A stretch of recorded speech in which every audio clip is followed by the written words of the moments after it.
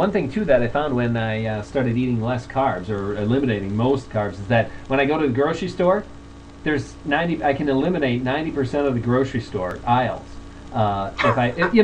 Because you're not eating any boxed, these pre-made boxed meals like Hamburger Helper. You're not going to the potatoes or to the chips or to the bread or to the cereal aisle. And all that's left is like eggs and some meat and the vegetable area, the fruits and vegetables. I'm amazed at how much of the of the grocery store you can eliminate. One thing here. Thanks for that diet advice, though. Wheat, as far as just trying to eliminate all wheat, would seem to be one of the quickest ways to reverse your small particle LDL. We did have a question from an audience member here that I wanted to get to. If you have any knowledge in this area, the audience member said that he read that homocysteine levels are a better predictor than the good-bad cholesterol ratio for heart disease. Do you know anything about monitoring homocysteine levels or how that factors in with the diet and the cholesterol? Homocysteine is very interesting. It's something I've tracked for over 15 years. Really? But it's become increasingly murky in the last 2 years. The data are clear on several fronts, and that is the higher no question whatsoever, Justin, that the higher the homocysteine level, the higher the risk for stroke, heart attack, cancer, aneurysm, and depression, interestingly, such that levels of 14 micromolar are associated with a tripling of heart attack risk. So no question. Oh, okay. And levels of 20 are associated with as much as tenfold higher risk. So we have many, many studies that document a very clear-cut predictive capacity for these homocysteine levels. Now the difficulty comes in phase 2, and that is, if homocysteine levels predict higher risk, does reducing homocysteine levels lead to lesser risk? Right. Now, you and I can reduce homocysteine levels very easily, very effectively with high doses of B vitamins, specifically B12, B6, and folic acid, B9. And sometimes some other maneuvers. And we can reduce a level, say, from 20 to 10 or 8 with not that much effort, and really not much expense, and virtually no risk.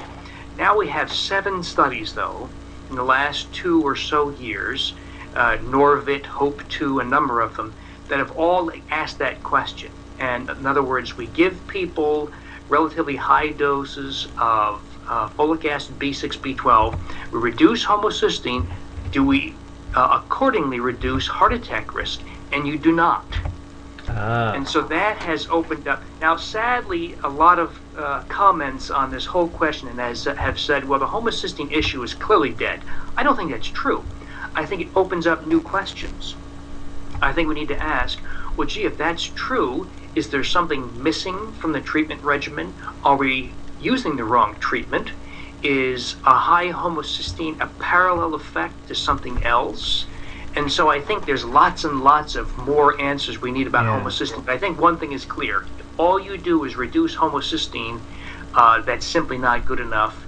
In fact, you will likely fail. Let me add one more comment about that whole good to bad ratio and all that. Sure. Now, one of the criticisms I make on conventional cholesterol testing is it is a lousy test of heart disease. In other words, if I'm 51 years old. If I have an LDL cholesterol of 150, say, which is not too good, the average in the country is 134, so 130, so it's not very good.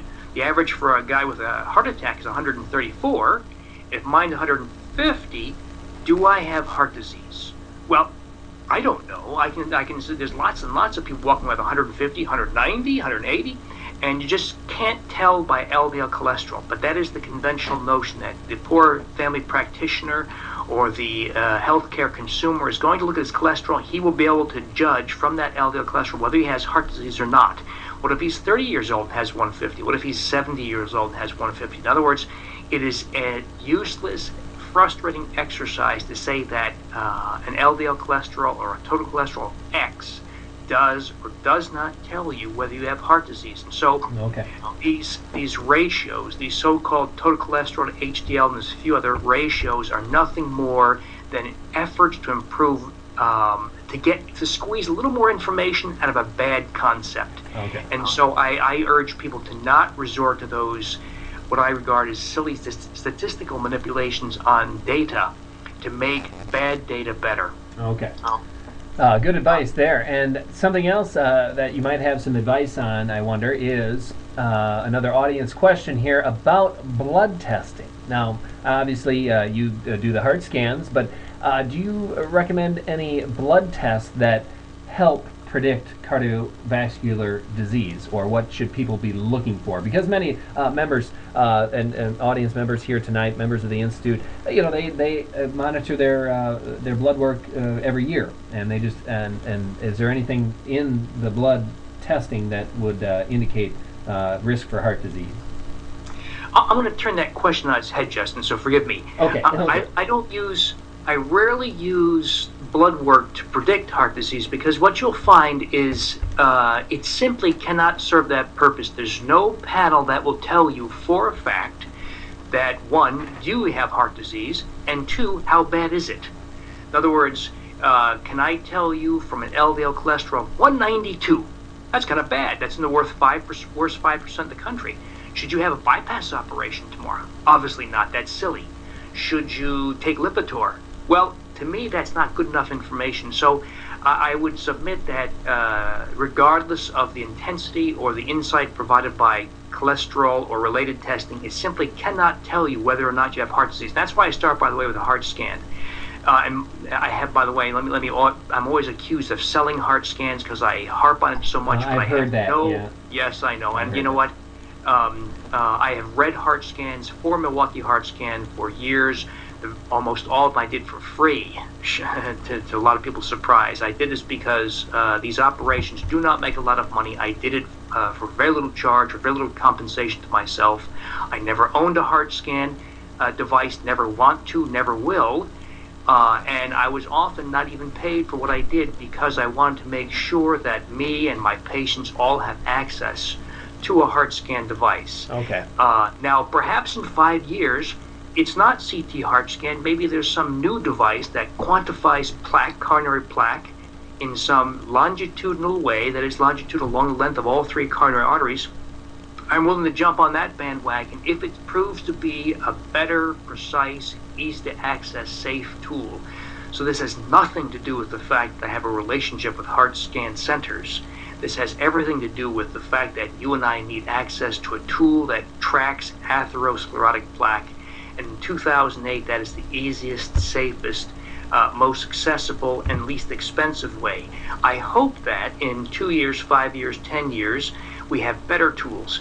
And so that's how I approach the conversation. Because if I have, let's say, an LDL cholesterol of 198, should I treat it? Well, if my heart scan score is 0, my heart attack risk is 0, I don't think you should. I think you should take maybe oat bran or ground flaxseed. What if your LDL is 198, but you have a heart scan score of 1,422, and your risk for dying this year is 25%? Then I think you should think about serious ways to reduce that, as well as correcting all the other causes. Sure. I will say, though, if I ask the question this way, what lipid, that is cholesterol or lipoprotein or other patterns, are most important in causation of heart disease, and thereby become the most powerful and important tools in trying to seize control over the otherwise inevitable progression, increase in heart scan scores, and growth of plaque and heart attack risk, and so on.